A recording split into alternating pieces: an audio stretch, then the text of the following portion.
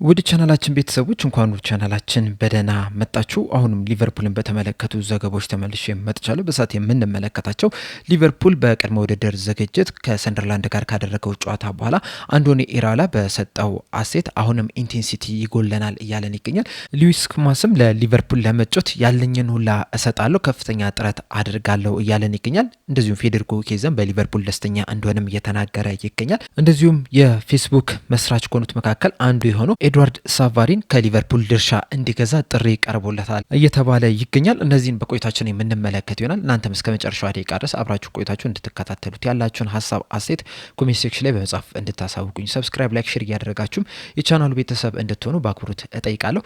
አሁን በቀጥታ ወደ ዘገቦቻችን የምናመራ ይሆናል። አብራችሁን ቆዩ። በመጀመሪያም በእረፍት ላይ የነበሩት ፍሎሪያን ቪርትዝ፣ ራያን ግራቨንበርግ እንደዚሁም አሌክሳንደር ኢሳቅ በቺካጎ የሚገኘውን የሊቨርፑል ስኳድን ተቀላቅሏል። ልምምድም መጀመር ችለዋል። እንደሚታወቀው ቅዳሜ ሌሊት ላይ ሊቨርፑል በቅድመ ውድድር ዝግጅት የመጀመሪያ ጨዋታውን ከሰንደርላንድ ጋር በናሽቪል ጨዋታ አድርጎ ነበረ።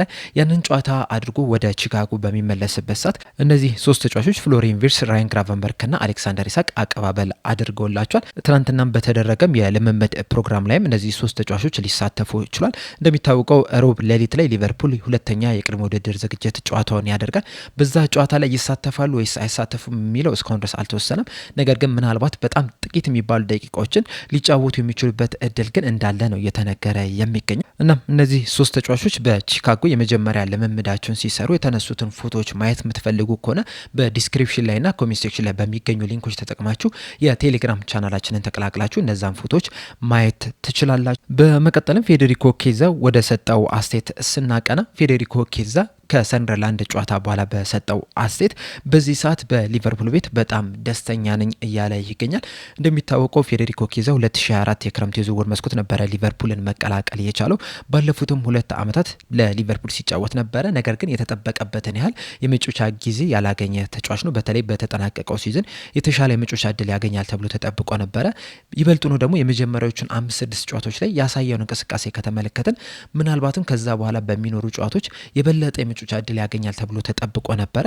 ነገር ግን ያ ሳይሆን ቀርቷል እና በዚህ የክረምት የዝውውር መስኮትም ክለቡን ይለቃል ተብሎ እየተጠበቀ ነው የሚገኘው። እንደውም በቅርቡ ሉዊስ ስቴል ይዞት በወጣው ዘገባ መሰረት ከሆነም አሁንም ድረስ ፌዴሪኮ ኬዛ ክለቡን ሊለቅ የሚችልበት እድል እንዳለ ነው እየተናገረ የሚገኘው። ከዚህ ቀደም የወጡትን መረጃዎች ይህንን ነበረ ሲያመለከቱ የነበሩት። በእርግጥ ምናልባት አንዶኒ ኢራኦላ ይህንን ተጫዋች ለመመልከት በአሜሪካ በሚኖሩ የቅድመ ውድድር ዝግጅት ላይ ለዚህ ተጫዋች እድል ይሰጧል የሚሉ አንዳንድ ዘገባዎችንም ስንመለከት ነበረ። አሁንም እንግዲህ እድል እየተሰጠው ነው የሚገኘው። በተለይ ቅዳሜ ሌሊት ላይ በተደረገው የቅድመ ውድድር ዝግጅት የመጀመሪያ ጨዋታ ላይ ይህ ተጫዋች እንግዲህ ተቀይሮ በመግባት ሁለተኛውን 45 ደቂቃ ለሊቨርፑል ሲጫወት መመልከት ይችላል። በዛም እንግዲህ አንድ ጎል ማስቆጠርም ችሏል። ጥሩ የሚባል እንቅስቃሴ ማሳየት ይችላል እና በቀጣይ በሚኖሩትም የቅድመ ውድድር ዝግጅት ጨዋታዎች ላይ ይህንን ጥሩ እንቅስቃሴውን የሚቀጥልበት ከሆነ ጥሩ ነገሮችን ማሳየት የሚችል ከሆነ ምናልባትም በቀጣይ ዓመት በሊቨርፑል ልንመለከተው እንችላለን።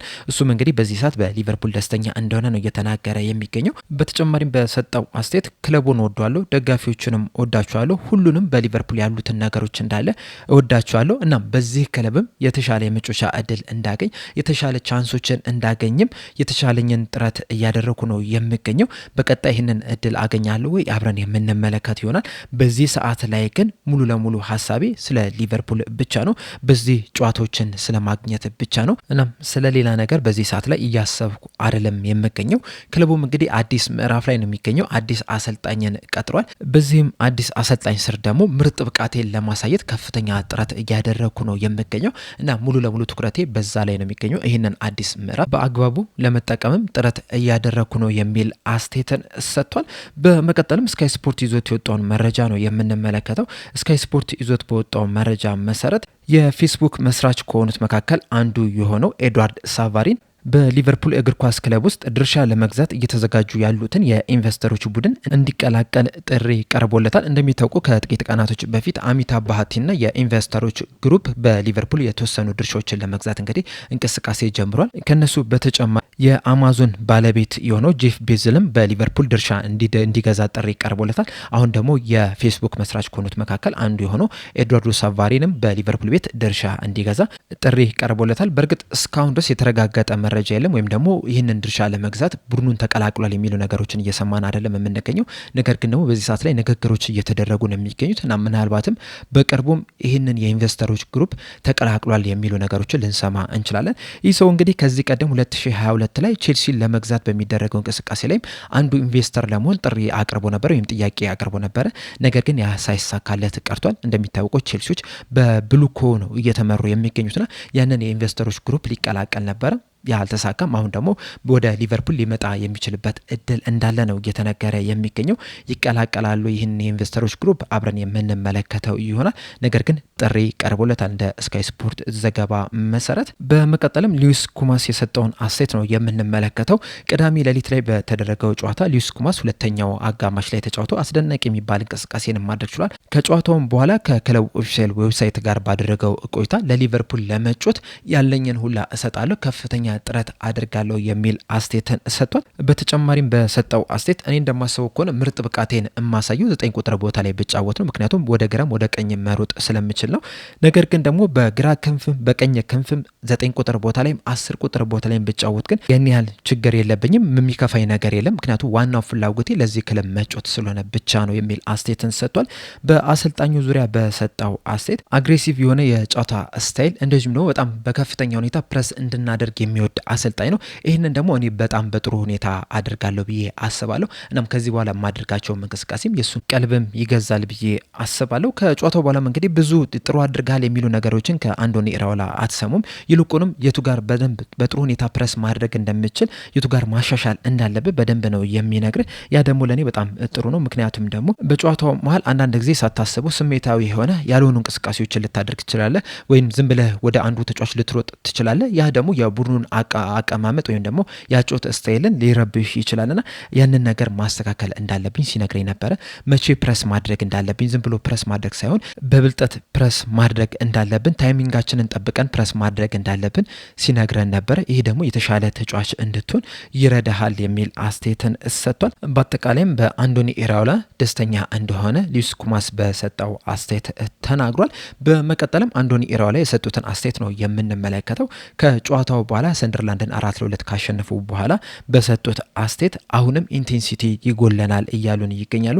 እንደሚታወቀው በጨዋታው ላይ ምናልባትም ላለፉት 2 ዓመታት በአርነ ስሎት ስር ያልታየውን ኢንቴንሲቲ በዛ ጨዋታ ላይ በደንብ መመልከት ችለናል። የሰንደርላንድ ተጫዋችም ራሱ በሰጠው አስተያየት በአርነ ስሎት ጊዜ እንደዚህ አይነት ኢንቴንስ የሆነ ቡድን ከሊቨርፑል አልተመለከትንም ነበረ ሲል ማዳመጥም ችለናልና በጣም ኢንቴንስ የሆነ ቡድንን እየገነባ ነው የሚገኘው።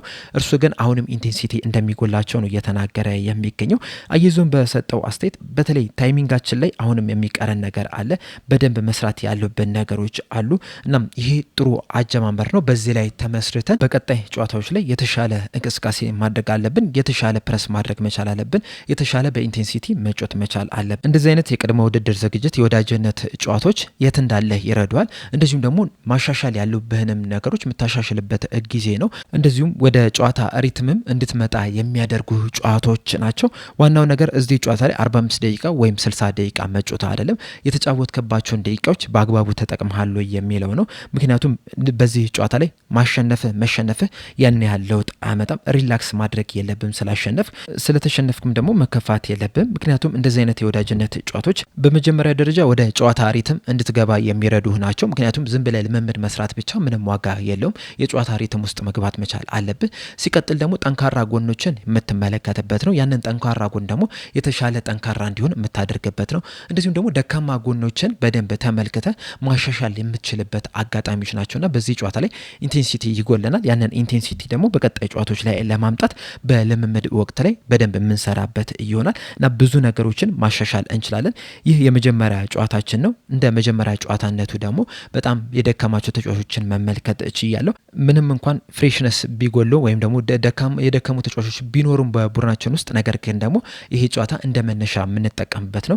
ከዚህ በኋላ ማሻሻል ያሉብንን ነገሮች በዚህ ጨዋታ ላይ ተመርኩዘን የምናሻሽል ይሆናል እና በቀጣይ ጨዋታ ላይ የተሻለ ቡድን እንድንሆን፣ የተሻለ ኢንቴንስ የሆነ ቡድን እንድንገነባም ከፍተኛ እርዳታ ይኖረዋል። ምክንያቱም በዚህ ቅድመ ውድድር ዝግጅት ላይ በሀይ ኢንቴንሲቲ መጮት ከለመድክ የውድድር ዘመኑ ሲጀመር በሀይ ኢንቴንሲቲ መጮት አይከብድህምና ይህ የቅድመ ውድድር ዝግጅት ለእኛ በጣም አስፈላጊ ነው። ይህም ጨዋታም ደግሞ ለእኛ ብዙ ነገሮችን እንድንማርበት የሚረዳን ነው የሚል አስተያየትን ሰጥተዋል። እናንተስ አንዶኒ ኢራኦላ በሰጡት አስተያየት ዙሪያ ያላችሁ ሀሳብ ምንድን ነው?